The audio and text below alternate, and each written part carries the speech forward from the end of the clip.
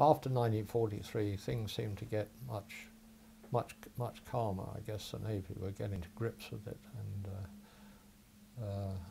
were starting to, you know, get, put down the submarine attacks before they could do very much.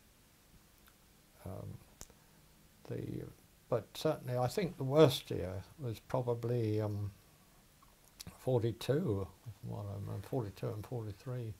Early part of 43, I think, was the worst year. But the worst attacks that I can remember, though, was actually in the Caribbean,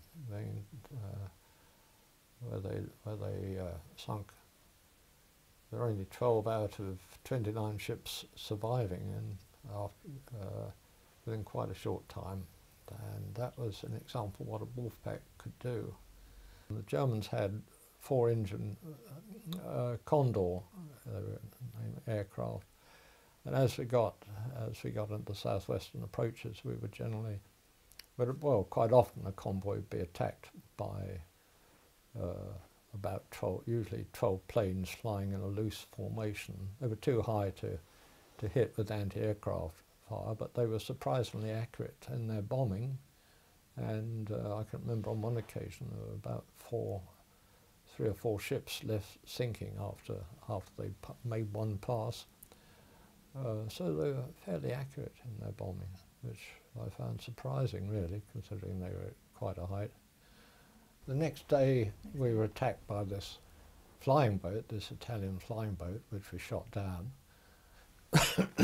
And then a couple of nights later we were attacked by the Heinkel aircraft, one of which torpedoed us, and we were expecting the same thing as the Dutch ship had experienced, of course, but we did our best to get away. Rather, of course, you move as fast as possible under such circumstances, and we got a few hundred yards away before the ship blew up.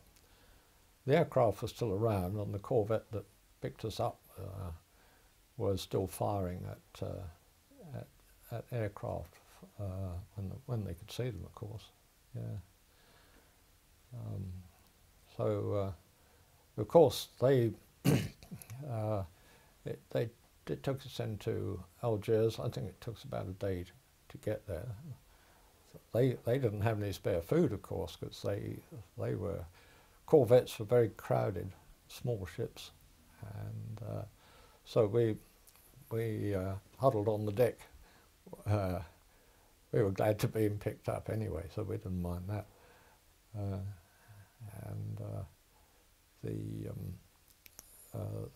They were, I think, 1 or 2 people who were actually wearing pajamas for some reason. Well, it seemed rather extraordinary, but the Navy people managed to rustle up a few garments for people to wear who hadn't got anything. And so we were very pleased to see them, of course, and they came by and picked us up in the night. Yeah. Well, I think being at sea taught you to be independent and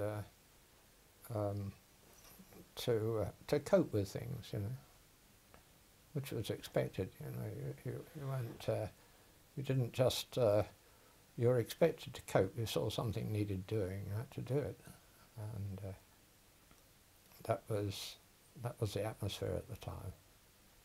So I think it was a good experience from that point of view.